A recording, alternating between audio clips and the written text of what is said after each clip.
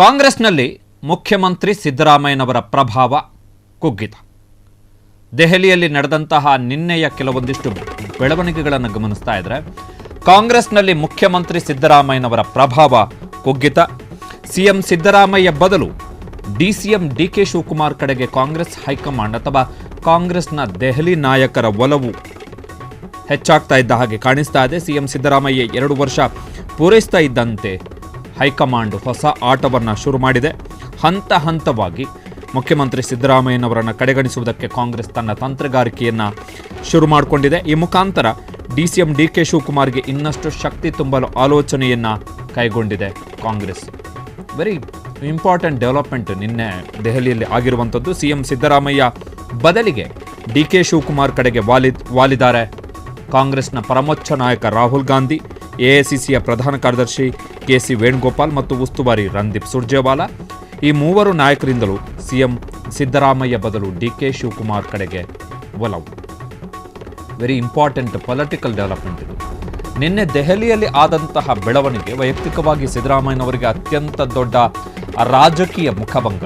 ಇದುವರೆಗೆ ಅವರು ಕಾಂಗ್ರೆಸ್ನಲ್ಲಿ ಕರ್ನಾಟಕ ಕಾಂಗ್ರೆಸ್ಗೆ ಸೀಮಿತವಾಗಿ ತಾವು ಯಾವೆಲ್ಲ ಅಭಿಪ್ರಾಯಗಳನ್ನು ವ್ಯಕ್ತಪಡಿಸ್ತಾರೆ ಆ ಅಭಿಪ್ರಾಯಗಳನ್ನು ಕಾಂಗ್ರೆಸ್ನ ಹೈಕಮಾಂಡ್ ಒಪ್ಪಿಕೊಳ್ಳುತ್ತೆ ಎನ್ನುವಂತಹ ಆಲೋಚನೆಯಲ್ಲಿದ್ದಂತಹ ಸಿದ್ದರಾಮಯ್ಯನವರಿಗೆ ನಿನ್ನೆ ಕಾಂಗ್ರೆಸ್ ಅತಿ ದೊಡ್ಡ ಆಘಾತವನ್ನು ಕೊಟ್ಟಿದೆ. ಈ ಮುಖಾಂತರ ಕಾಂಗ್ರೆಸ್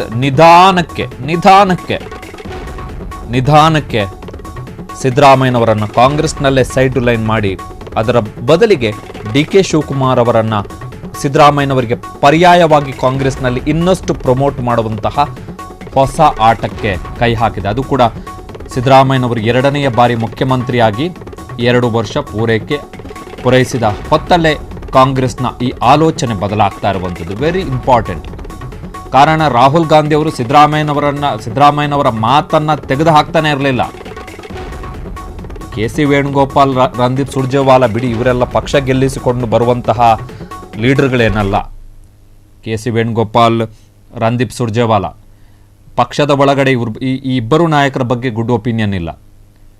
ರಣದೀಪ್ ಸುರ್ಜೇವಾಲಾ ಹರಿಯಾಣದಲ್ಲೇ ಕಾಂಗ್ರೆಸ್ ಮಕಾಡ ಮಲಗ್ತು, ಹೀನಾಯವಾಗಿ ಸೋಲನ್ನು ಅನುಭವಿಸ್ತು. ಕೆಸಿ ವೇಣುಗೋಪಾಲ್ ಕಾಂಗ್ರೆಸ್ನಲ್ಲಿ ಅತ್ಯಂತ ಪ್ರಭಾವಿ ಮತ್ತು ಕಾಂಗ್ರೆಸ್ನಲ್ಲಿ ರಾಹುಲ್ ಗಾಂಧಿ ಮತ್ತು ಸೋನಿಯಾ ಗಾಂಧಿ ಕುಟುಂಬದಲ್ಲಿ ಮತ್ತೆ ಕಾಂಗ್ರೆಸ್ನಲ್ಲಿ ತೆಗೆದುಕೊಳ್ಳಲಾಗ್ತಿರುವಂತಹ ನಿರ್ಧಾರಗಳ ಮೇಲೆ ನೇರವಾಗಿ ಪರಿಣಾಮ ಬೀಳ್ತಾ ಇರುವಂತಹ ವ್ಯಕ್ತಿ. ಈ ಕೆಸಿ ವೇಣುಗೋಪಾಲನ್ನು ನಂಬಿಕೊಂಡು ಕಾಂಗ್ರೆಸ್ ಉದ್ಧಾರ ಆದಂತಹ ಲಕ್ಷಣಗಳು ಎಲ್ಲೂ ಕಾಣಿಸ್ತಿಲ್ಲ ಇತ್ತೀಚಿನ ವಿಧಾನಸಭಾ ಚುನಾವಣೆಯಲ್ಲಿ. ಜೊತೆಗೆ ಪ್ರತಿ ವಿಧಾನಸಭಾ ಚುನಾವಣೆಯಲ್ಲಿ ಕಾಂಗ್ರೆಸ್ ಹೀನಾಯವಾಗಿ ಸೋತಂತಹ ಸಂದರ್ಭದಲ್ಲಿ ಮೊದಲಿಗೆ ಕೇಳಿಬಂದಂತಹ ಹೆಸರೇ ಕೆಸಿ ವೇಣುಗೋಪಾಲ್.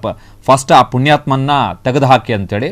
ಆದರೆ ಕರ್ನಾಟಕ ಕಾಂಗ್ರೆಸ್ಗೆ ಸೀಮಿತವಾಗಿ ಈಗ ಆಗ್ತಿರುವಂತಹ ಕೆಲವೊಂದಿಷ್ಟು ಬದಲಾವಣೆಗಳನ್ನು ನಾವು ಗಮನಿಸ್ತಾ ಇದ್ರೆ ಕೆಸಿ ವೇಣುಗೋಪಾಲ್ ಮಾತನ್ನ ಗಾಂಧಿ ಕುಟುಂಬದವರು ಕೇಳ್ತಾರೆ ಈಗ.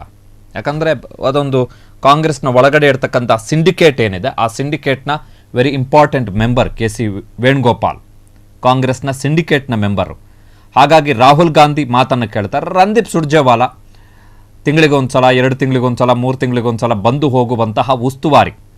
ಸೊ ಆ ಉಸ್ತುವಾರಿ ಮತ್ತು ಈ ಎಐಸಿಸಿಯ ಪ್ರಧಾನ ಕಾರ್ಯದರ್ಶಿ ಜೊತೆಗೆ ದೆಹಲಿಯಲ್ಲಿ ಕೂತಿರುವಂತಹ ರಾಹುಲ್ ಗಾಂಧಿ, ಇವರ ಈ 3 ಜನರ ಒಲವು ನಿಧಾನಕ್ಕೆ ಡಿಕೆ ಶಿವಕುಮಾರ್ ಕಡೆಗೆ ವಾಲ್ತಾ ಇದೆ. ಕೆಸಿ ವೇಣುಗೋಪಾಲ್ ಮತ್ತು ರಣದೀಪ್ ಸುರ್ಜೇವಾಲಾ ಮೂಲತಃ ಡಿಕೆಶಿ ಫೇವರ್ ಇದ್ದಂಥವರು. ರಾಹುಲ್ ಗಾಂಧಿ ಸ್ವಲ್ಪ ಸಿದ್ದರಾಮಯ್ಯನವರ ಕಡೆ ಇದ್ರು, ಬಟ್ ಪರಿಸ್ಥಿತಿ ಬದಲಾಗ್ತಾ ಇದೆ.